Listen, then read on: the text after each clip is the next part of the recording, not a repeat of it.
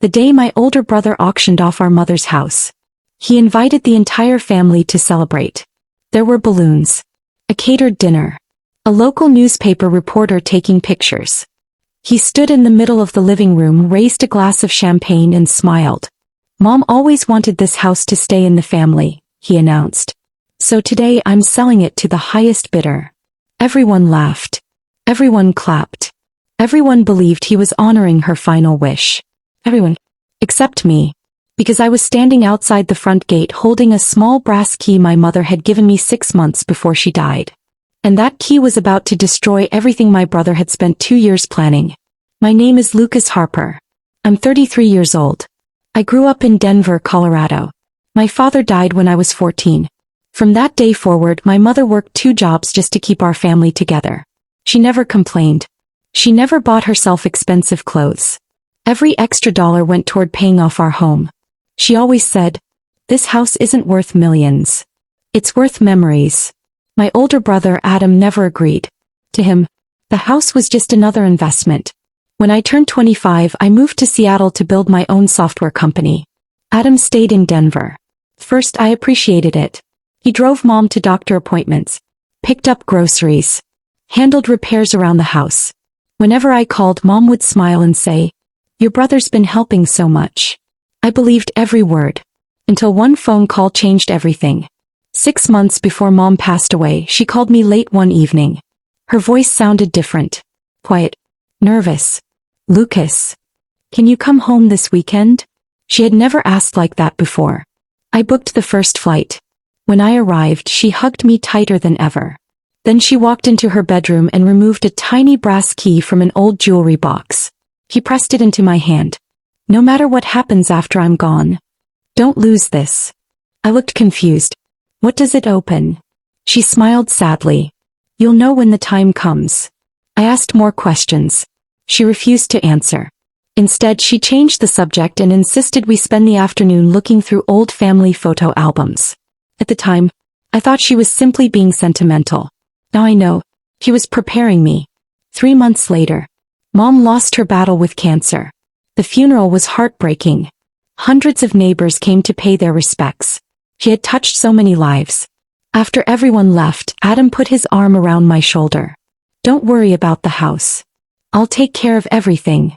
Thanked him. Then I flew back to Seattle. Big mistake. Almost a year passed. Life became busy. Then one morning my cousin Emma called me. "Lucas, why is your mom's house being auctioned next Saturday?" I nearly dropped my coffee. "What are you talking about?" "It's all over the internet." I searched the address. There was Historic Harper Family Home, Luxury Estate Auction. Penny bid, $4.2 million. I called Adam immediately. He answered on the second ring. "Oh, I was going to tell you. You were going to tell me after selling Mom's house?" He sighed dramatically. "The taxes are too expensive. The maintenance costs are impossible. It's the smart financial decision." Something felt wrong. Very wrong. Mom had paid off that house years ago. There was no mortgage. No debt. No reason to sell. I booked another flight to Denver. When I arrived, I drove straight to the house. Luxury cars lined the street. Auction signs covered the front lawn. Workers were removing our family's old wooden mailbox. Every room looked different. Our family photographs were gone. Mom's piano had disappeared. Even Grandpa's handmade rocking chair was missing. It felt like strangers had erased our entire childhood. Then Adam walked downstairs wearing an expensive tailored suit. He smiled. "I figured you'd come. I want the financial records," I said. "They're private. I own half this house." Adam laughed. "No, you don't." He handed me a folder. Inside was a document claiming Mom had transferred full ownership to him before her death. My signature appeared at the bottom, approving the transfer. I stared at the page. My blood ran cold. The signature looked almost perfect, but I had never signed it. Someone had forged my name. Adam leaned closer and whispered, "It doesn't matter what you say now. The auction starts tomorrow." Then he walked away smiling. I stood alone in the hallway, still holding the tiny brass key in my pocket. For the first time since Mom gave it to me, I noticed something engraved across its side. 4 tiny words. Safe deposit box 214. At that exact moment, I realized my mother hadn't given me a house key. She had given me the first piece of evidence she knew I would someday need. The bank opened at exactly 9 o'clock the next morning. I arrived 10 minutes early. My hands wouldn't stop shaking. The manager looked at the brass key, checked the number engraved on it, and asked for my identification. A few minutes later, he returned carrying a small steel box. This safe deposit box has been untouched for 6 years, he said.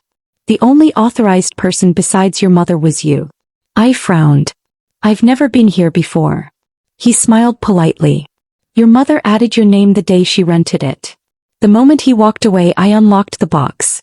Inside were 3 items. A sealed envelope with my name, a flash drive, and a leather notebook that belonged to my father. I opened the letter first.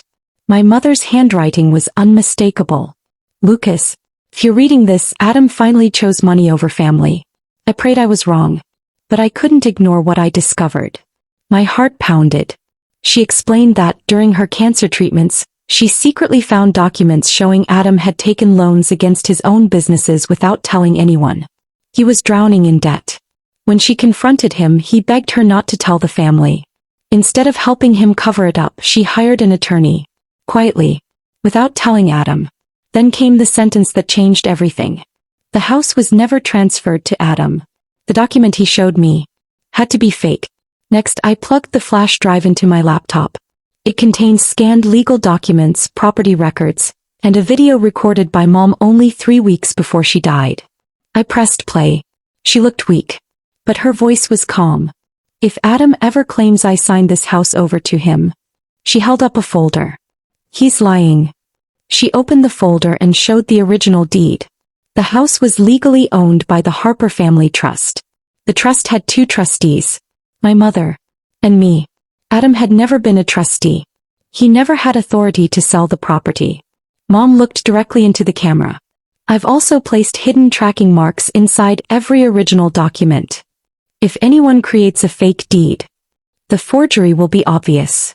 I stared at the screen in silence. Mom had anticipated everything. The auction began that afternoon. More than 50 investors filled the front yard. Real estate agents walked guests through the house. Adam smiled for every camera. The bidding will begin at $4.2 million. Just as the auctioneer picked up the microphone, a black SUV stopped in front of the house. 2 detectives stepped out. Behind them came a representative from the county recorder's office. The crowd fell silent. Adam looked confused. One detective walked straight toward him. Mr. Adam Harper? We need to speak with you regarding fraudulent property documents. Adam forced a laugh. There must be some mistake. There isn't. I stepped forward holding the flash drive and my mother's letter. The real owner never authorized this sale. Adam tried to interrupt. He's lying. The county official calmly opened a folder. We examined the deed filed 6 months ago. The watermark doesn't match county records. The notarization number belongs to a retired notary who passed away 2 years before the document was supposedly signed. The entire crowd gasped. The auctioneer quietly packed his equipment. Investors began walking away. The deal was collapsing in front of everyone's eyes. Then came the twist nobody expected. One of Adam's former business partners stepped out of the crowd. I can't stay quiet anymore. He handed detectives a folder.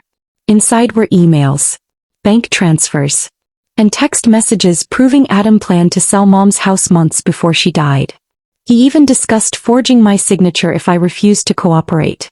The partner had saved everything because Adam still owed him money. Greed had finally betrayed itself. The investigation moved quickly. Forensic experts confirmed my signature had been forged. The fake deed had been created using stolen documents from Mom's home office. Adam was arrested for forgery, attempted real estate fraud, identity theft, and filing false public records. His creditors seized his luxury cars and investment properties. The businesses he had borrowed against declared bankruptcy within weeks. The very fortune he tried to protect disappeared overnight. A month later, I unlocked Mom's house for the first time since her funeral. Everything felt quiet. The piano was returned. Grandpa's rocking chair came back. Our family photographs covered the walls once again. While cleaning the attic, I found one final envelope taped beneath an old cedar chest. Inside was a short note from Mom. Lucas, a home isn't protected by locks. It's protected by the people who refuse to sell their memories. If you're reading this, you kept your promise. I sat on the attic floor and cried for the first time since losing her. Not because of the house, because I finally understood why she trusted me with that little brass key. It wasn't just a key to a safe deposit box. It was her way of making sure the truth would always have a door to walk through. A year later, I turned the house into the Harper Family Foundation, providing temporary housing for families caring for loved ones with cancer. Every room that once held our family's memories began creating new ones for people who needed hope. Sometimes visitors ask why an old brass key hangs in a glass case near the front entrance. I simply smile. Because that tiny key never opened a lock. It opened the truth. And the brother who believed he could steal our mother's legacy ended up losing everything the moment the truth found its way home.